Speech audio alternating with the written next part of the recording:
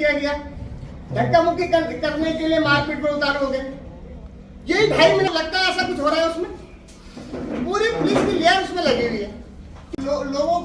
लोगों की छवि धूमिल करें और उनको इस तरीके से आपको डिफेंड करना मुश्किल हो जाए।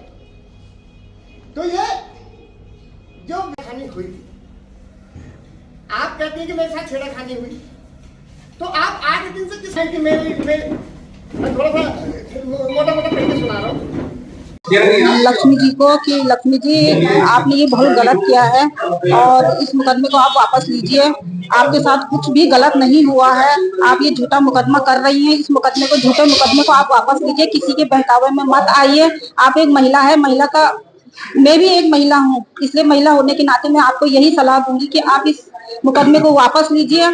मत करिए, ऐसे काम मत करिए कि आपकी खुद की छवि भी गलत हो। समाज के सामने आपने ये मुकदमा रखा है और उन लोगों के ऊपर आपने ये मुकदमा रखा है कि जो एक साफ छवि के इंसान है। ये जिन लोगों पे भी आपने ये मुकदमा किया है, उनमें से एक आदमी भी आप बता दीजिए कि गलत है या किसी के ऊपर कभी कोई मुकदमा हुआ है, ऐसा कुछ नहीं है। आप जानबूझ के ये सब कर रही हैं, मत कीजिए ऐसा। मास्टर जी आप लोग किस तरह का छीन रहे हैं? क्या लोग फोन आ रहे हैं, क्या लोग बात कर रहे हैं? अभी देखिए, हम पे ऐसा कोई फोन नहीं आया है, क्योंकि सबको पता है कि मास्टर जी किस तरीके के इंसान है। मास्टर जी ने इतना बड़ा, जब से ये चुनाव लड़ा है मास्टर जी को, मैं तो बल्कि मैं इस आप लोगों के माध्यम से ये कहना चाहूंगी कि इस हिसाब से तो मेरे पति के लिए आगे भी खतरा है। जो एक महिला के थ्रू मास्टर जी को फंसाने की कोशिश कर रहे हैं, वो और चीज में भी फंसा सकते हैं। मैं यही कहना चाहूंगी कि मास्टर जी को फंसाने की कोशिश मत कीजिए। मास्टर जी एक साफ छवि के इंसान हैं और वो आगे भी साफ छवि के ही इंसान रहेंगे। और जो ये महिला ने मुकदमा किया है, देख लीजिएगा आप लोग कि ये मुकदमा उनको खुद वापस लेना पड़ेगा, क्योंकि ऐसा कुछ हुआ ही नहीं उनके साथ। देखिए, जैसे अभी जो ये प्रकरण है जिसके लिए आज यहाँ पे एक प्रेस कॉन्फ्रेंस की जा रही है, तो 11 मार्च 2025 को एक होली मिलन का कार्यक्रम था जो मंत्री जी के द्वारा रखा गया था। तो पूरा जो पर्वतीय समाज, पहाड़ी समाज जो था, सब लामबंद था कि भाई जिस व्यक्ति ने इस तरीके से हमारे समाज को गाली देने का काम किया, तो उसके कोई भी कार्यक्रम हम ऋषिकेश के अंदर और पूरे प्रदेश में आयोजित नहीं होने देंगे। तो उसी के क्रम में 11 तारीख को होली मिलन के दिन होली मिलन का कार्यक्रम इनका हमारे मंत्री जी का रखा गया था। तो उसका विरोध करने के लिए हम सब लोग, जिनके ऊपर ये जो 6 लोग हैं, इनके ऊपर मुकदमे दर्ज हुए हैं, तो ये सब लोग वहाँ पे विरोध करने के लिए वहाँ पे गए थे। तो उस दौरान क्या हुआ कि एक महिला को वो कह रही है कि मैं तो आ रही थी, बल्कि वो उस समय आ नहीं रही थी। उस समय वो अपने वापस होली खेल के होली मिलन समारोह से वापस जा रही थी। तो उस दौरान ये वहां पे आती है, वहां पे जहाँ पे प्रदर्शनकारी विरोध कर रहे थे वहां पे, तो वो वहां पे आते हैं और वो वहां पे अपनी स्कूटी जानबूझ के रोक लेती है। अब जो जानबूझ के रोक भी लेती है, चलो कोई बात नहीं, तो उसके आसपास पूरी पुलिस की एक लेयर बन जाती है। अब जब लेयर बन जाती है तो हम पुलिस को कहते हैं कि देखिए सर, आप किसी भी तरीके से इनको ले जाइए, क्योंकि ये पूरी तरीके से यहाँ पे व्यवधान उत्पन्न करने के लिए आ रही है। ये लगता है कि ये षड्यंत्र के तहत यहाँ पे आ रही है। तो वहाँ पे महिला पुलिस भी थी, उन्होंने उनको बड़ा समझाया। जो वीडियो में आप लोग अगर देखेंगे तो वीडियो में स्पष्ट हो रहा है।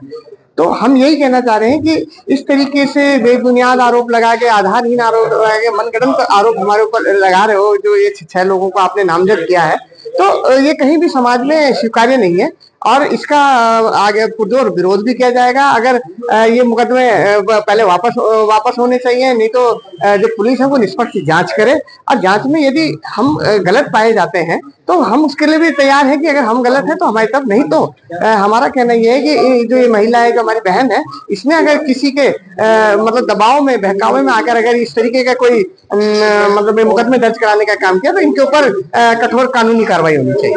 हमारा एक मांग है।